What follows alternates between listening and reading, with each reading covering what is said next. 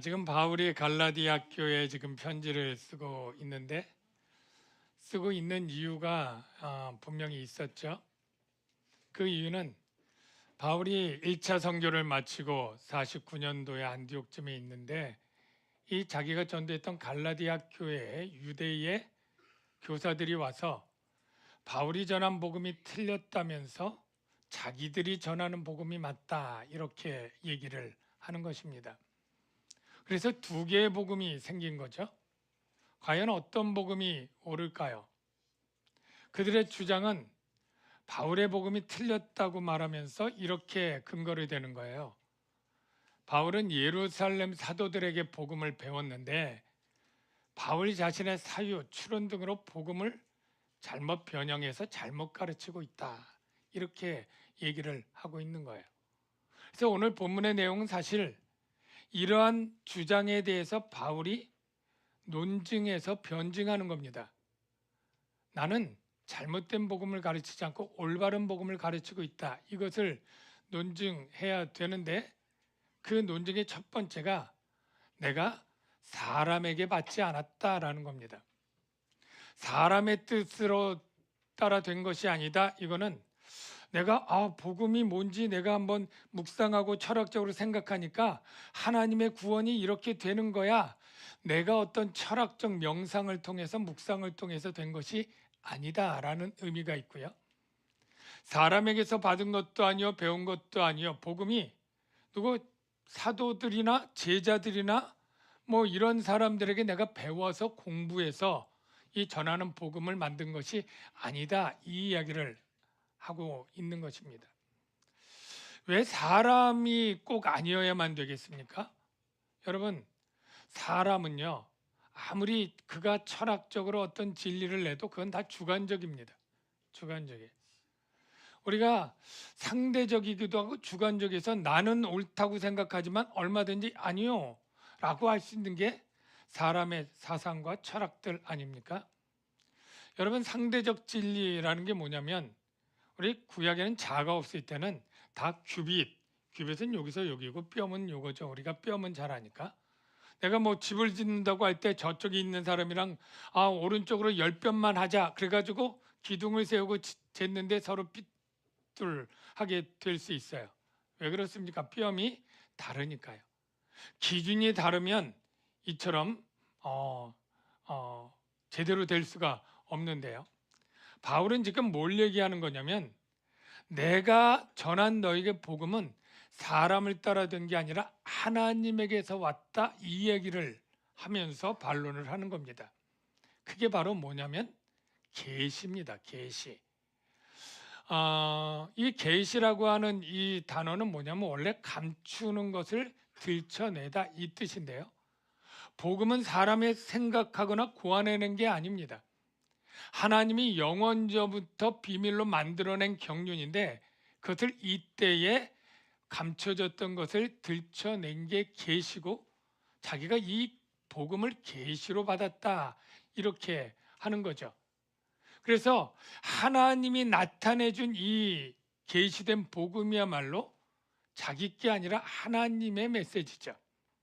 그러니까 자기가 전한 복음은 다른 복음을 인정할 수 없는 절대 진리가 되는 겁니다.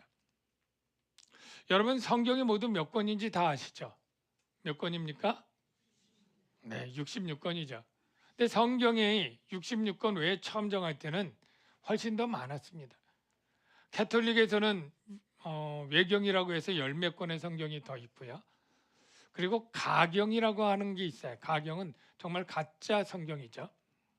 그래서 많은 성경 중에 정말로 하나님의 말씀이라고 성령에 감동된 이 교회 회의를 통해서 오늘날 66권을 정하게 됐는데 이걸 정경이라고 합니다. 정경. 우리가 정경이라고 할 때 이거를 헬라로 캐논 이렇게 발음하는데요. 사실 이 캐논이 뭐냐면 기준 그런 뜻이에요. 자를 캐논이라고 부릅니다. 그래서 바울이 말하는 게 이거예요. 내가 너에게 전한 복음은 사람의 주관적이거나 상대적으로 다른 그런 진리가 아니라 하나님에게서 온 하나님의 계시로 됐기 때문에 절대 진리고 이것 외에는 다른 복음이고 틀렸다 이렇게 얘기를 합니다. 그러면서 이제 변증하는 게 뭐냐면 내가 사람들에게 배웠다고 자꾸 주장하는데 내가 사람들에게 배우지 않은 알리바이를 대줄게 이렇게 얘기를 합니다. 여러분 알리바이란 뜻은 뭐냐면 부재증명이라는 뜻이죠. 네가 어저께 이거 훔쳤지? 라고 할 때 내가 그 훔쳤다고 하는 시간에 저는 친구랑 PC방에서 게임을 하고 있었습니다. 여기 PC방 결제한 카드 내역이 있습니다. 뭐 이런 식으로 알리바이를 증명해서 내가 그 범죄가 아니다 그렇게 증명하지 않습니까? 지금 그들이 주장하는 게 뭐냐면 네가 지금 회심한 지 16년이 되었거든. 이 16년 동안 네가 예루살렘 가서 사도들에게 배운 거 있지? 그 배운 게 그게 너가 잘못 배운 거야 아니면 잘못 가르치는 거야 이런 주장을 하니까 바울의 대답은 이겁니다. 난 예루살렘에 간 적이 없거든. 예루살렘 사도들에게 배운 적이 없거든. 그 얘기를 해야 되는 거죠. 그래서 오늘 본문 내용을 여러분들이 보면 잘 이해를 못하는 게 왜 이런 얘기를 하지? 뭐 조금 그런 부분이 있을 거예요. 근데 사실 그게 다 알리바이를 지금 설명하고 있는 거예요. 그래서 먼저 어떻게 하냐면 이런 공격이었죠. 네가 복음을 연구하고 고안해서 네가 생각해낸 거지. 네가 복음에 관심이 있어서 내가 묵상하고 복음이 뭐지? 어떤 거지? 이러고 네가 만들어낸 복음 아니야?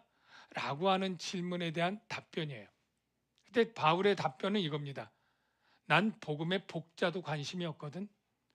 나는 복음을 관심이 없을 뿐더러 아예 미워하고 말도 안 되는 걸라고 난 생각했던 사람이야. 이야기를 어떻게 하냐면 회심전 사건을 말합니다. 내가 이전에 유대교에 있을 때 행한 일을 너희가 들었거니와 하나님의 교회를 심히 박해하여 멸하고 내가 여러 동족 중 여러 영갑자보다 유대교를 지나치게 믿어 내 조상의 전통에 대해 더욱 열심히 있었으나 이게 무슨 말이냐면 나는 유대교에 열심히 있고 율법에 관심 있고 율법을 공부했던 사람이야. 그럼 평생 가말리엘 문화에서 율법의 아들로 그렇게 학자가 되지 않았습니까? 내가 복음은 인정도 안 하고 관심도 없고 나는 스스로 그걸 연구하고 할 그런 마음이 전혀 아니었던 사람이야. 그렇게 대답을 하고요. 그리고 나서 그러면 어떻게 복음을 전하게 되었는데 네가 공부했으니까 한 거 아니야? 라고 물을 때 나는 공부하지 않고 하나님이 직접 계시로 내게 알려주셨어. 이렇게 설명을 합니다. 그러나 내 어머니의 태로부터 나를 택정하시고 하나님이 나를 택하시고 그 은혜로 나를 부르신 이가 하나님이죠. 그 아들을 이방에 전하기 위하여 그를 내 속에 나타내시기를 기뻐하셨을 때, 자, 이 말이 뭐냐면 내 속에 그를 나타내신 분이 누구예요? 하나님이에요. 내가 예수님에 대해서 공부한 게 아니에요. 내가 예수님을 더듬어 찾아 발견한 게 아니에요. 하나님이 날 택하시고 나를 부르시고 내 속에 나타내셨다는 거예요. 그래서 이걸 바울이 고린도 후서에 이렇게 표현하죠. 어두운 데 빛이 빛이라 말씀하셨던 그 하나님께서, 제가 여러 번 인용하는데 예수 그리스도의 얼굴에 있는 하나님의 영광을 아는 빛. 이게 길지만 복잡한 것 같지만 간단해요. 예수 그리스도의 얼굴에 하나님의 영광이 있다. 이건 뭐냐면 예수가 하나님이다 뜻이에요. 근데 그 빛이 바로 진리를 말하고 그 빛을 우리 마음에 비추셨느니라. 이 말은 진리를 깨닫게 해주셨다 이겁니다. 그러니까 바울이 복음을 안 것은 그가 관심을 가져서 배운 것도 아니고 그러니까 열심히 공부해서 익힌 것도 아니고 하나님이 계시로 나에게 알려준 거다. 이렇게 얘기를 하는데요. 그게 사실인 것이 고린도 15장에 이렇게 표현하죠.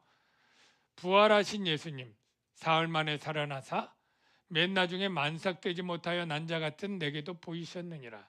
주님이 부활해서 직접 보여주시는데 어떻게 안 믿을 수가 있습니까?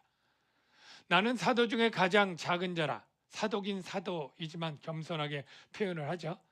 그러나 내가 나 된 것은 사도로서 복음을 전하게 된 것은 하나님의 은혜로 된 것이다. 이 바울의 변론을 보면서 먼저 우리가 조금 다시 묵상할 것은 바울이 내가 예수 믿게 된 게 하나님의 은혜였다, 이렇게 얘기를 하죠. 여러분들 가운데 물어보면 언제 어떻게 교회를 다니셨어요? 물어보면 어떤 사람들은 나 그냥 교회 가고 싶어서 내가 내 발로 교회 찾아서 갔어요 하는 분들이 소수가 있어요. 한 10%는 안 될 것 같은데. 근데 그분들은 나중에 어떻게 믿었냐 그러면 제가 스스로 믿었어요, 이렇게 대답을 하거든요. 근데 여러분, 스스로 믿은 분은 아무도 없습니다. 그에게 그런 마음을 주신 분도 하나님이고요. 그가 그곳에서 교회를 찾아갈 때 찾아갈 수 있도록 주신 환경도 하나님이 주신 거예요. 그가 이슬람 제국에서 태어났거나 고조선 시대에 태어났으면 그런 마음이 들건 뭐하든 교회 찾아가서 믿을 수가 있습니까? 그가 믿을 수 있는 이 나라 이 땅에 태어나고 그때 그런 마음을 갖게 하고 그런 교회에 가서 복음을 듣게 하고 믿어지게 한 모든 것들이 하나님의 은혜로 된 줄로 저는 믿습니다. 여러분들 모두도 내가 믿고 회심하고 이 모든 것이 하나님의 은혜다, 이것을 늘 마음에 되새기시고 하나님께 감사하며 사시기를 바랍니다. 다메섹에서 회심 사건은 정말로 생각해봐도 바울에겐 일생일대 가장 큰 충격적인 사건이었을 게 분명합니다. 그가 30세 정도 가까이 된 청년이었지만 그 평생을 율법의 아들로 율법 하나로 그렇게 공부하며 살았고요. 정말 바리새인 중에 바리새인이고 대제사장과 친분이 있을 정도로 어느 정도 사회적으로도 촉망받는 그러한 유대 랍비에 될 그런 청년이었거든요. 오직 그것을 목적으로 갔는데 거기서 한 번에 뒤집어진 겁니다. 부활하신 예수님을 만났고 눈이 멀었고 눈이 깨었고 예수님을 만나서 완전히 180도 그의 모든 삶이 뒤집어졌습니다. 이때 바울이라면 여러분 같으면 어떻게 했어요? 새롭게 예수에 대해서 정말로 내 인생이 뒤집어졌을 때 이거를 정돈하고 싶지 않겠습니까? 그러면 어떻게 해야 될까요? 제일 먼저 예수님에 대해서 더 궁금하고 알고 싶은 게 많겠죠. 복음에 대해서, 구약에 대한 이 율법적 해석이 어떻게 복음 안에서 이해될 수 있는가 너무나 궁금한 게 많겠죠. 그러면 제일 먼저 어떻게 해야 될까요? 예루살렘에 가겠죠. 예수님의 자취와 흔적들을 되밟으면서, 그리고 예수님의 제자였던 사도들을 찾아가서 예수님이 어떤 가르침을 줬고 어떤 행동을 하셨고 어떤 일을 했는지를 철저히 공부하면서 나도 그 예수님의 제자가 되기 위한 이러한 공부를, 율법을 공부하는데도 그렇게 수십 년 했다면 이 신약을 새로운 이런 성경을 기록할 이 바울이 얼마나 또 그것을 해석하는 공부를 해야 되겠습니까? 근데 바울이 예루살렘에 안 간 거예요. 사도들을 만나러 안 갔다는 게 중요한 거예요. 그래서 이렇게 말하는 거예요. 내가 곧 혈육과 의논하지 아니하고 나보다 먼저 사도된 자들을 만나려고 가는 게 당연해 보이지만 나는 예루살렘으로 가지 아니하고 어디로 가요? 아라비아로 갔다. 그리고 3년 동안 아라비아에 있다가 다메섹으로 갔다. 그러니까 다메섹에서 회심하고 아라비아 갔다 다메섹 왔으니까 예루살렘은 근처도 안 간 거예요. 사도들에게 배울 일도 없었다는 거죠. 아라비아 지역이 어딘지 대충 여러분이 상상할 수 있겠습니다만 저렇게 좀 베이지색 나는 저기가 바로 아라비아 구요. 거기에 그 당시엔 나바테아 왕국이 있었어요.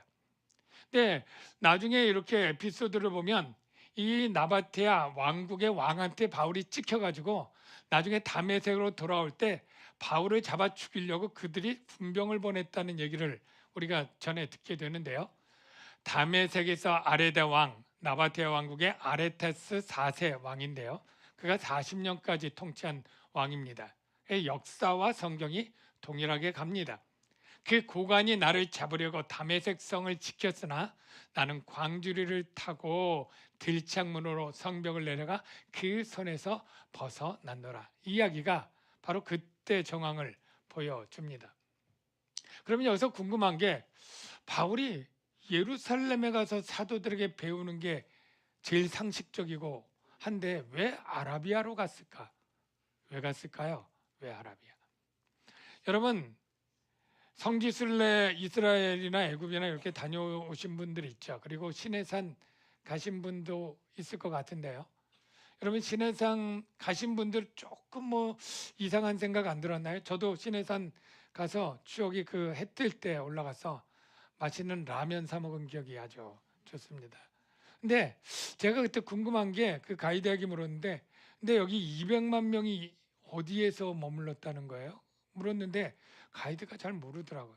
왜냐하면 제가 가면서도 좀 공터가 있지만 뭐 한 1, 2만 명 있을 만한 데는 어떻게 뭐 있겠지만 그 200만 명의 이스라엘 백성들이 있을 그런 데가 도무지 없어요, 그 근처에. 그래서 그때 뭐 가이드도 좀 대답을 안 하고 저도 잘 모르고 했는데 사실은 이 지금 주장하는 게 뭐냐면 그 우리가 성지순례 갔던 이 시나이 반도의 시내산은 사실 아니고 새로 뭐 떨기나무 김승학 씨가 의사가 얘기한 것처럼 이 아라비아의 시내산이 있다라는 거예요. 근데 그런 설명들이 조금 요즘 더 학계에서 인정을 받는 게 그 사진들이 이제 많이 공개가 되고 갔다 온 사람들이 많은데 사실 성경에 보면 시내산에 모세가 갈 때 여러 가지 일들이 있지만 이 하나님이 불로서 거기에 임재하거든요. 검은 연기 가운데. 그래서 불로 임재해서 그 시내산 위가 까맣게 끄슬렸던 그런 게 있을 법한데 그게 이 아라비아에 있는 시내산에 있는 거예요. 저 오른쪽에 시내산 보면 위에 까맣게 보이죠, 뾰족한 데가. 저게 그늘이 아닙니다. 쨍쨍한 그런 맑은 날에도 저렇게 보이고 올라가면 실제 그 돌들이 다 까맣습니다. 네, 거기부터. 그게 이제 출애굽기 19장 18절에 그 시내산의 연기가 자욱하니 여호와께서 불 가운데서 거기 강림하심이라. 그 연기가 온기가무의 연기같이 온 산이 크게 진동했다. 그래서 사진으로 보면 이제 왼쪽에 전통적 시내산이 있고 저기를 건너서 오른쪽에 저기에 이제 시내산이 주장이 되는데요. 저기 가면 성경에 일치되는 여러 가지 유적들이 많이 나옵니다. 다 설명할 수는 없고 그 중에 대표적으로 물이 안 나와서 반석을 모세가 지팡이로 쳐서 물이 흘렀다고 하는 르비딤의 바위.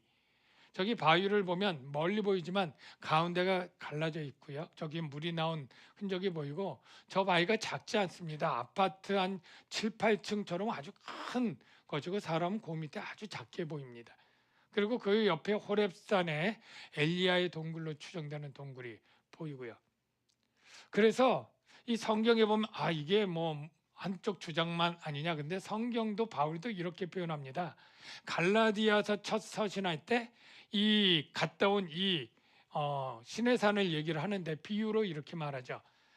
이것은 비유니 이 여자들은 두 언약이라 하나는 시내산으로부터 종을 낳은 자니 곧 하갈이라. 그리고 이 하갈은 아라비아에 있는 시내산으로. 시내산이 어디 있다 그래요? 아라비아에 있는 시내산으로 바울이 이렇게 설명을 하고 있어요. 그리고 나서 그래도 그러면 예루살렘에서 배운 적이 없다고 계속 추궁하니까 딱 한 번 간 적이 있어. 3년 후에 다메섹에서 나와서 간 적이 있긴 있는데 얼마 있었냐면 딱 15일 있었어. 그 얘기를 하는 거예요. 여러분 그 가끔가다 이렇게 보면 목사님도 그렇고 어떤 분도 보면 갑자기 박사 학위를 받아오신 분들이 있더라고요. 근데 분명히 몇 년 동안 유학도 안 갔는데 몇 개월 만에 이렇게 뭐 논문하고 이렇게 박사학위 됐다고 하면 우리가 좀 이거 제대로 박사학위 받은 거 맞아? 이런 생각이 들잖아요. 이제 바울이 지금 사도가 돼서 복음을 배우는데 15일 있었다고 하면 그 15일 동안 뭐 공부하고 제자가 돼서 이 복음을 전하는 사도가 될 리가 없는 아주 짧은 기간이죠. 그러니까 이렇게 말하는 거예요. 그 후에 내가 3년 만에 게바를 방문하려고. 게바는 베드로입니다. 베드로 사도에게 내가 복음을 배우려고 제자처럼 간 게 아니고 방문이란 동등한 자격으로 간 것을 의미해. 나중에 보면 베드로를 책망도 하죠.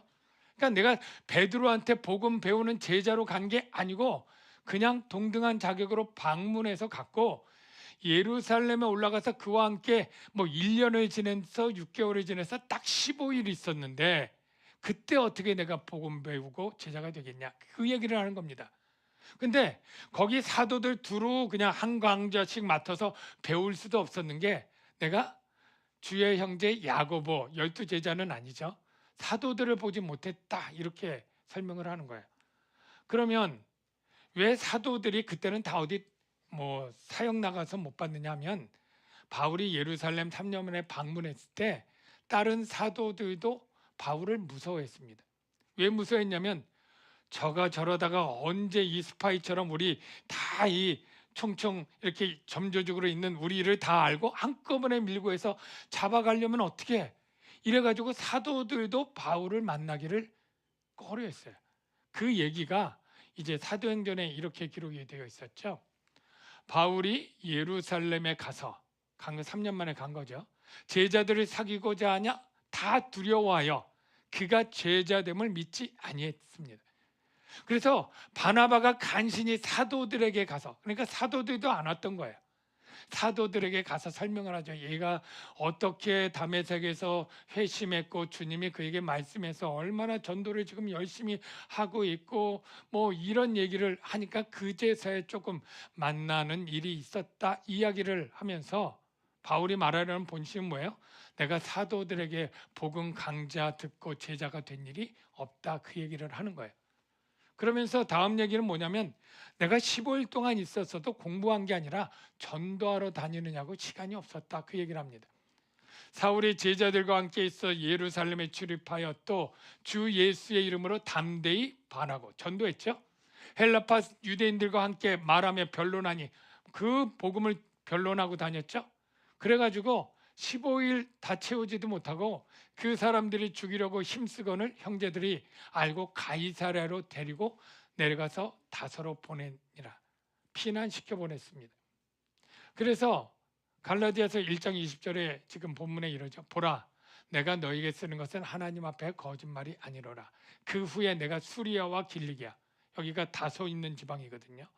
지방에 이르렀으나 그때도 그리스도 안에 있는 유대 교회들이 나를 얼굴로는 알지 못하고 이건 뭐냐면 그들과 함께 공부하고 배운 적이 없기 때문에 잠깐 16년 기간 동안 15일을 있었으니까 대부분 유대 교인들이 나를 알지 못하는데 한 가지 뭐가 있느냐면 다만 우리를 박해하던 자가 전에 멸하였던 그 믿음을 지금 전한다함을 들었어요. 그들이 바울이 이런 믿음을 전한데 그 믿음이 전하는 걸 가만히 보니까 우리가 예수님께 배운 복음이랑 똑같네 같네. 그래서 하나님께 영광을 돌리니라.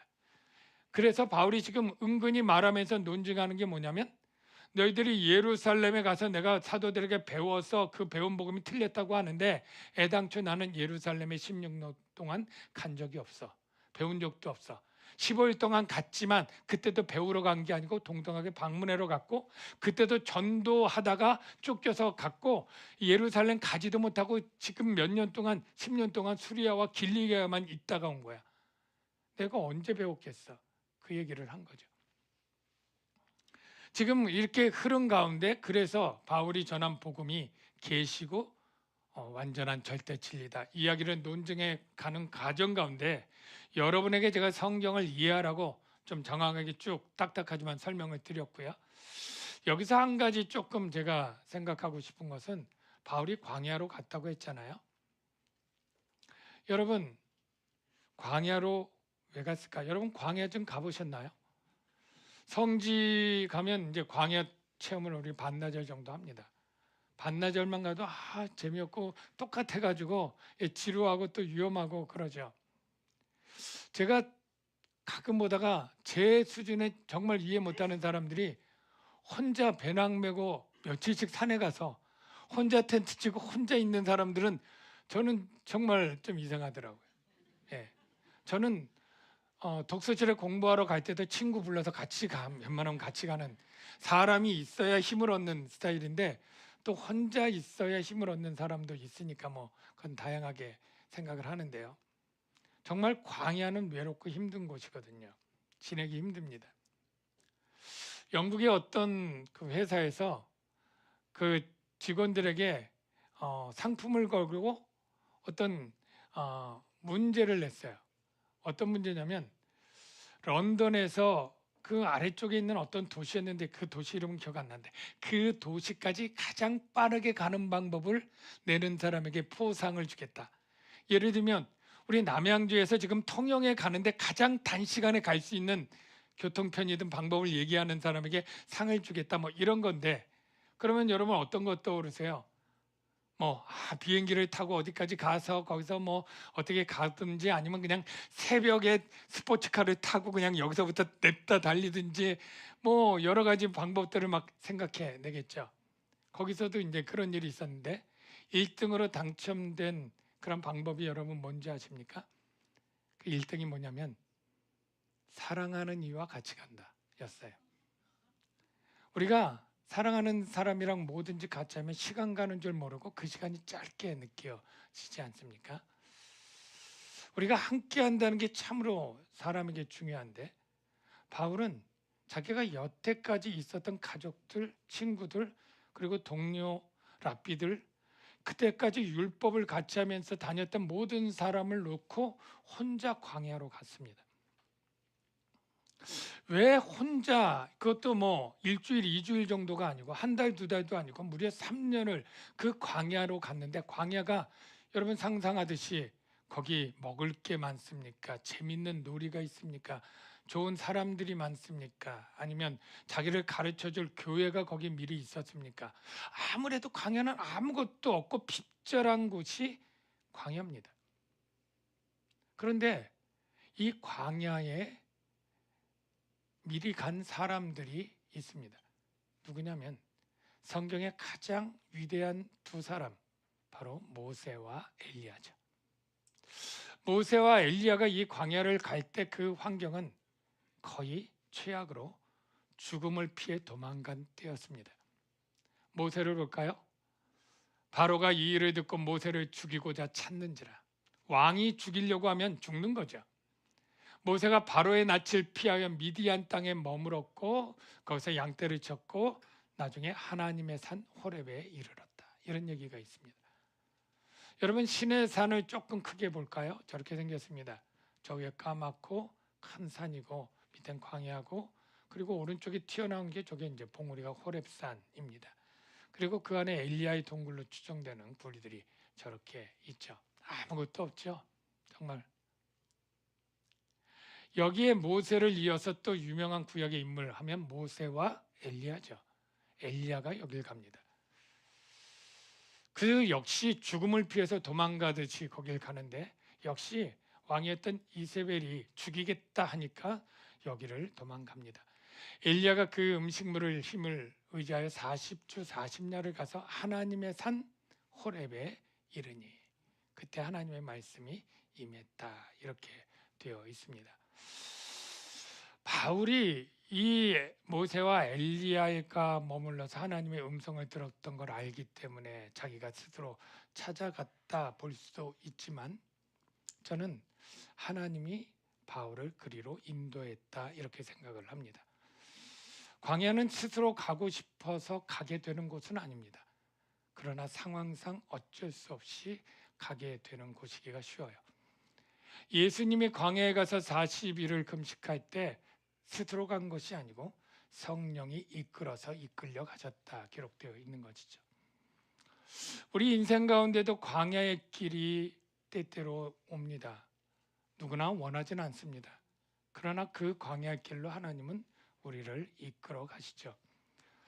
제 인생을 생각해 보면서 난 광야길이 언제였을까 이런 생각을 설교 준비하면서 했습니다. 두 가지 정도가 떠오르는데 첫 번째는 제가 여러 번 얘기했듯이 대학교 졸업하고 백수로 지내면서 한 2년 동안 참 열등감에 가득 차서 참 삶의 회의를 가질 때 앞길이 막막할 때 그때였던 것 같아요.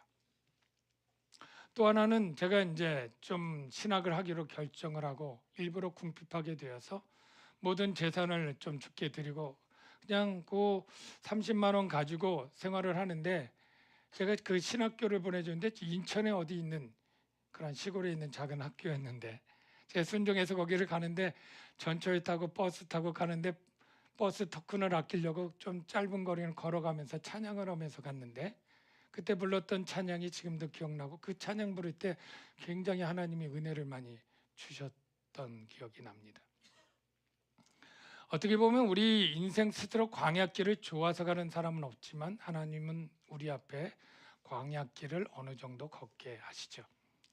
그런데 그 광야길에는 아무도 없고 아무것도 없는 핍절한 곳 같은데 거기에 하나님이 계시고 하나님의 말씀이 들리기 시작하죠. 그리고 하나님께 나아가게 됩니다. 바울에게도 그것이 필요했고 하나님은 부르셨고 3년 동안 그가 모든 율법으로 지냈던 유대인의 모든 것을 벗고 복음으로 새롭게 되어서 사명을 평생 감당할 힘을 그 3년 동안 받았을 것이라고 생각하는 것은 무리가 아니라 생각이 됩니다. 찬양 중에 광야를 지나며 라고 하는 찬양이 있는데 이렇게 가사가 되어 있어요. 왜 나를 깊음 어둠 속에 홀로 두시는지. 내가 간 게 아니고 하나님이 두셨다는 거예요.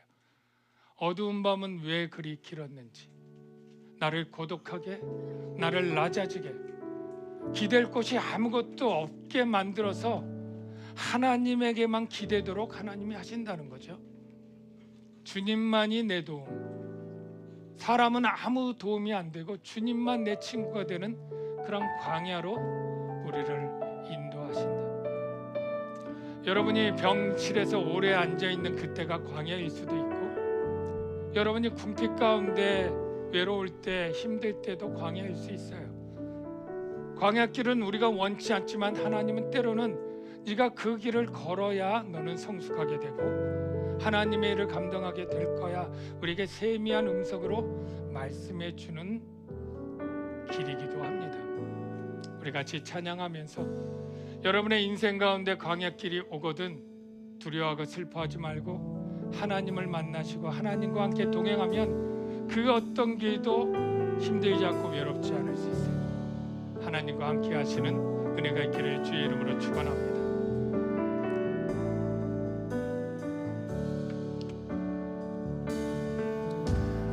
나를 깊은 어둠 속에 홀로 두시는지 어두운 밤 왜 그리 길었는지 나를 고독하게 나를 낮아지게 세상 어디도 기댈 곳이 없게 하셨네.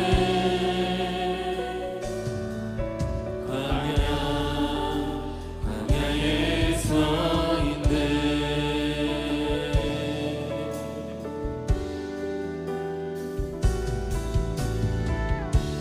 주님만 내 도움이 되시고 주님만 내 빛이 되시니 주님만 내 친구 되시는 광야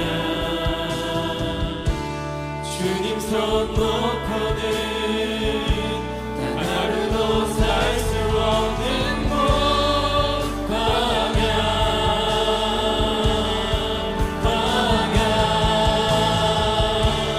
주께서 나를 사용하시며 나를 더 정결케 하시고 나를 택하여 보내신 그곳 광야 성령이 내 영을 다시 태어나게 하는 곳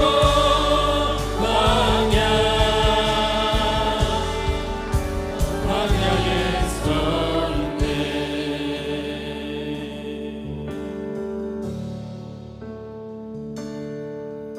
내 자랑 산산이 깨지고 높아지려 했던 내 꿈도 주님 앞에 내어놓고 오직 주님 뜻만 이루어지기를 나를 통해 주님만 드러나시기를 광야를 지나며. 이 시간에 우리가 같이 한번 기도합시다. 여러분의 인생 가운데 때때로 광야가 있지만 하나님이 그 길로 여러분들을 인도하시고 여러분에게 말씀하고 대화하고 싶으신 때일 수 있습니다. 낮아지게 하고 고독하게 하는 것은 우리가 주님만 더 찾고 간절히 주님과 이야기하도록 하는 하나님의 이끄심일 수 있어요. 이 시간에 하나님, 정말 병상에서, 정말 실직에서, 실패해서 광야 같은 맛을 느끼며 살아가는 우리 성도들이 있다면 하나님, 그때 내가 너와 만나고 내가 너에게 사명을 주고 내가 너를 위로하겠다라고 하는 주님의 음성을 들을 수 있도록 도와주시옵소서. 우리가 그 광야를 이겨내고 더 성숙하게 주를 감당하는 그런 사명자로 서게 하여 주옵소서. 우리 이러한 제목으로 다 같이 한번 통성으로 기도하겠습니다. 주여 한번 해주고 기도합니다. 주여,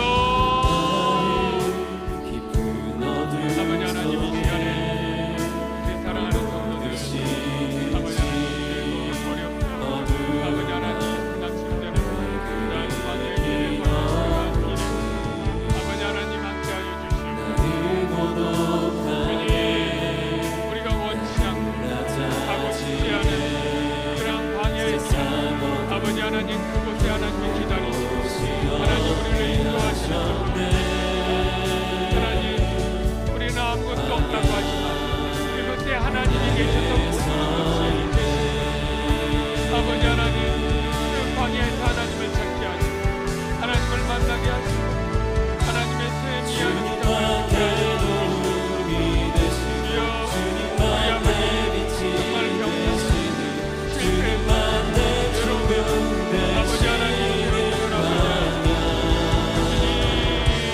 주님 손 아버지 하나님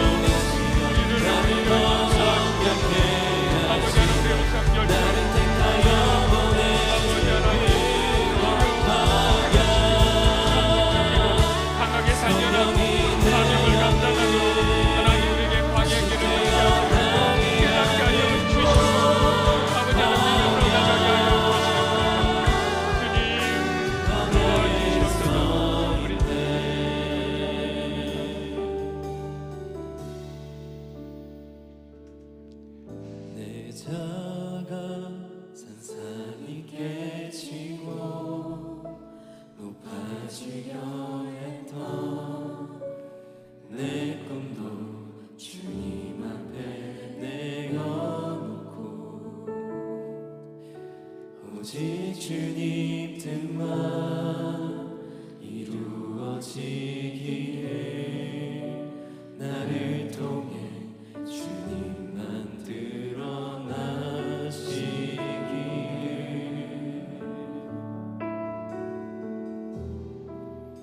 광야를 지나며. 하나님, 우리 인생 가운데 때로는 통과해야 될 광야의 길이 우리는 원치 않고 우리는 거부하고 싶고 하지만 그 광야를 통해야만 우리가 더욱 주님 앞에 설 수 있고 정결해지고 겸손해지고 그리고 성숙해지는 것을 우리가 배웁니다. 감당할 수 있도록 도와주시고 은혜를 베풀어 주시옵소서. 예수님의 이름으로 기도합나이다.